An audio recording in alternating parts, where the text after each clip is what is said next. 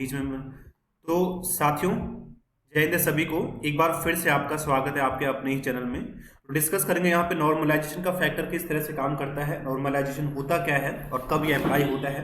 तो सबसे पहले नॉर्मलाइजेशन तब लगता है जब कोई भी एग्जाम मल्टीपल शिफ्ट में होता है, चाहे एक दिन हो चाहे एक से ज्यादा दिन चले, तब नॉर्मलाइजेशन का फैक्टर काम करता है।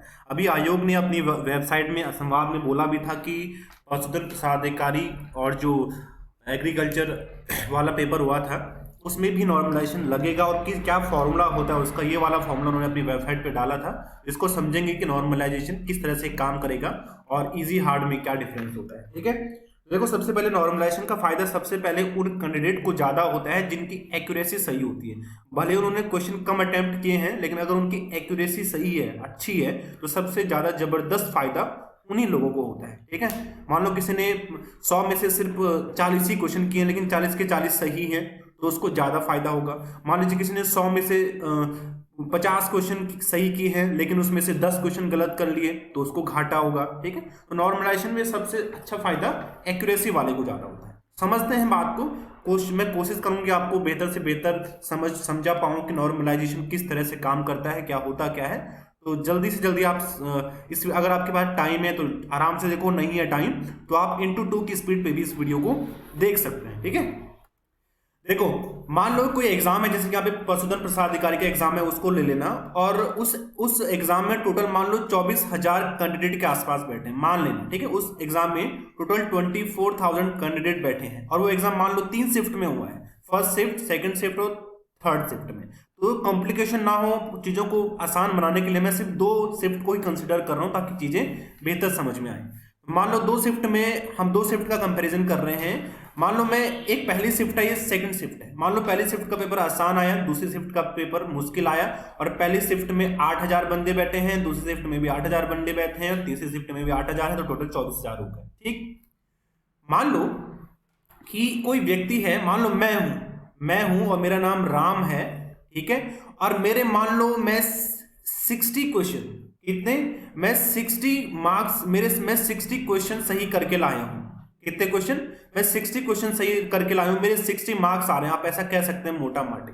ठीक है, जब 60 मार्क्स आ रहे हैं तो मतलब जब 60 मार्क्स आ रहे हैं तो मैं 60 क्वेश्चन सही करके आया हूं। ठीक है, अब इसको समझते हैं गणित क्या है, कैसे काम करता है। देखो सबसे पहले क्या किया जाता है कि average marks of total candidate. सबसे पहले क्या किया जाता है कि जितने भी शिफ्ट हैं, first shift, second shift, third shift, उन सभी शिफ्ट का, सभी कैंडिडेट का एवरेज मार्क्स निकाला जाता है। मान लो कि एवरेज मार्क्स सभी कैंडिडेट का, सभी शिफ्ट का आया, वो आया मान लो 40 मार्क्स। कितना, 40 नंबर एवरेज आए हैं सभी के, जितने भी 24 के 24,000 कैंडिडेट का 40 मार्क्स एवरेज आ रहे हैं। ठीक है, उसके बाद क्या किया जाता है कि average marks of top 0.1% candidate of all shift. यहां पे ऑल शिफ्ट भी लिखना चाहिए था, ऑल शिफ्ट यानी जितने भी शिफ्ट हैं, सभी शिफ्ट के जो टॉप 0.1% कैंडिडेट हैं। कितने, टॉप 0.1% कैंडिडेट। यहां पे इस केस में मान लो 24,000 टोटल कैंडिडेट हैं,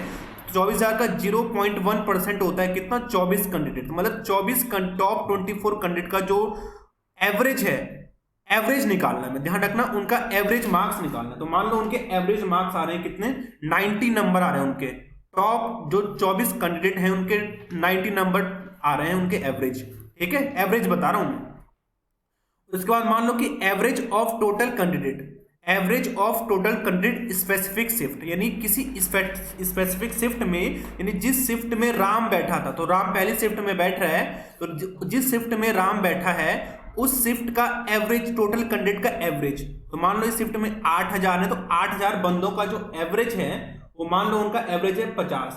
कितना, 50, मतलब टोटल एवरेज 50 के आसपास आ रहा है मान लो उस कैंडिडेट में, मान लो एग्जांपल के लिए। ठीक है, और average of top 0.1% candidate, average marks मतलब average marks of top 0.1% candidate, यानी जिस शिफ्ट में राम बैठा हुआ है उस शिफ्ट में जो टॉप 0.1% कैंडिडेट हैं, 0.1% कैंडिडेट का मतलब 8,000 का 0.1% कितना होता है, तो 8,000 का 0.1% कितना होता है, निकाल लो कितना होता है, 8। यानी कि टोटल इस शिफ्ट में जो टॉप 8 लोग हैं उनका एवरेज निकालें, उनके मार्क्स का एवरेज। तो मान लो उनके मार्क्स का जो एवरेज है वो है कितना, 80।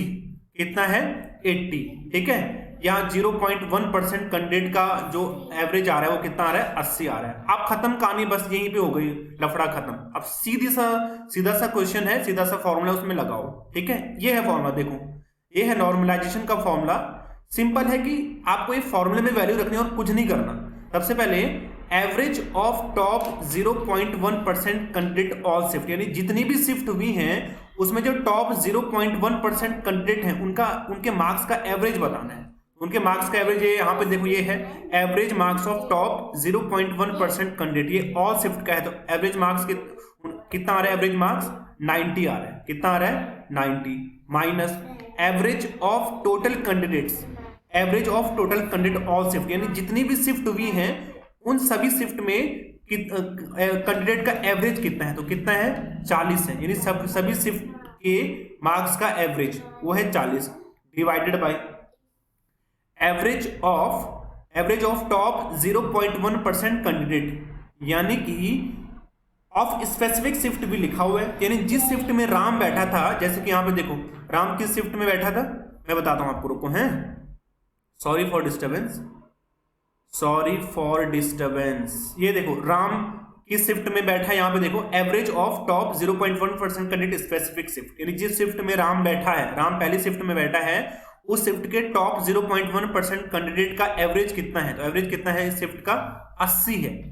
कितना है 80 है, 80 है, तो यहां पे आएगा क्या 80 आएगा, minus average marks of total candidate, यानी उस शिफ्ट में, किस शिफ्ट में, जो ये जिस शिफ्ट में राम बैठा है उस शिफ्ट में कैंडिडेट का एवरेज मार्क्स है 50, तो यहां पे 50 आएगा। 50 लिख दो यहां पे, ये कर दो, into actual marks of candidate, यानी राम के जो रियल मार्क्स हैं, जितने क्वेश्चन उसने सही किए हैं, यानी जो उम्मीद लगाए बैठा है वो कि भाई मेरे 60 मार्क्स आएंगे, तो 60 नंबर की उम्मीद है उसको, तो इसके एवरेज, ये उसके एक्चुअल मार्क्स हैं 60 marks, minus average of total candidate, average marks of total candidate, यानी उस शिफ्ट में जो एवरेज मार्क्स है टोटल कैंडिडेट का, तो इस शिफ्ट में एवरेज मार्क्स कितने हैं 50 हैं, यहाँ पे क्या आएगा 50 आएगा, ठीक है। और यहाँ पे क्या होगा, इन प्लस आएगा, यहाँ पे सॉरी प्लस क्या होगा, average marks of total candidate all shift, यानी सभी शिफ्टों में जो कैंडिडेट के मार्क्स है, एवरेज मार्क्स, टोटल एवरेज सभी कैंडिडेट का। जब आप इसको कैलकुलेट करोगे तो इसको यहां से कैलकुलेट, 90 माइनस 40 होता है कितना 50, 80 माइनस 50 होता है 30, इंटू एक्चुअल मार्क्स है इसके 60 माइनस 50 होता है 10, और प्लस होता है 40। तो इसको जब आप काटा पीटी करोगे तो इसकी आएगा 16.6 प्लस 40, तो ये आएगा 56.6। आगे भी देख लेना। तो ये है इसके क्या रियल नंबर, जो इसको एग्जामिनर देगा जब इसका रिजल्ट आएगा, तो राम के इतने नंबर होंगे, कितने 56.6 मार्क्स होंगे इसके। देखो रियल नंबर कितने थे उसके, देखो रियल नंबर थे इसके 60, और अब कितने आ रहे हैं इसके नंबर, अब आ रहे हैं रिजल्ट के बाद आ रहे हैं 56.6 नंबर आ रहे हैं। तो देखो इसके नंबर कम हो रहे हैं क्योंकि ये आसान वाली शिफ्ट में बैठा था, इजी शिफ्ट में था, इसके नंबर 60 आ रहे थे, लेकिन आर कितने रहे एक्चुअल में 56.6 नंबर आ रहे हैं, ठीक है। अब घाटा कहाँ होगा अब बताता हूँ आपको। देखो मान लो पशुधन प्रसाद अधिकारी का जब कट ऑफ है, मैं एक बार दूसरा पेन लेता हूँ पहले, हैं रुको, ताकि आपको चीजें बेहतर समझ में आए। एक दूसरा पेन ले लेते हैं, ऐसा करते हैं, ये वाला ले लेते हैं। चलो मान लो कि एक पशुधन प्रसाद अधिकारी का जो कट ऑफ है वो 60 जाता है, कितना जाता है 60 इसकी कट ऑफ जाती है, ठीक है।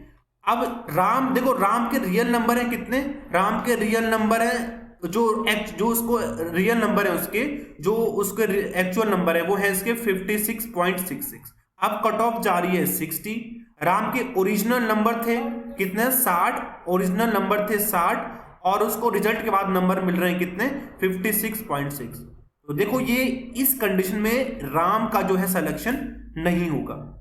समझ में आ रहा है क्या बोल रहा हूं मैं, राम का सिलेक्शन इस कंडीशन में नहीं होगा। भले उसके 60 नंबर थे, लेकिन नॉर्मलाइजेशन के बाद उसके कितने आ गए 60 नंबर हो गए। वैसे एक और एग्जांपल समझो, या मान लो अब कोई बंदा सिर्फ शिफ्ट 2 में बैठा है, मान लो कोई मोनू है ना, मान लो कोई मोनू है। मोनू तो हर गली में होता है, हर गली में आपको कोई ना कोई मोनू मिल जाएगा, जैसे कोई कामधान नहीं रहता, हमारी गली में भी एक मोनू है, ठीक है। मोनू है, मान लो सेकंड शिफ्ट में बैठा था और उसके मान लो रियल नंबर जो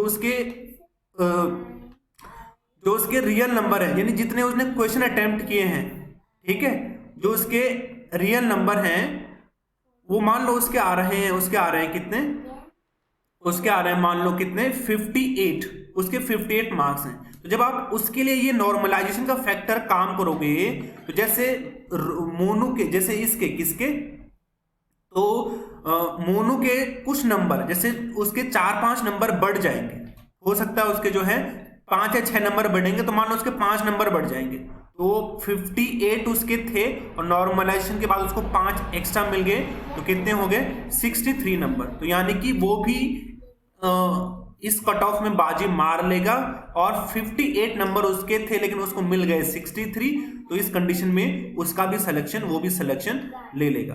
तो इस तरह से होता है नॉर्मलाइजेशन का फैक्टर, ठीक है।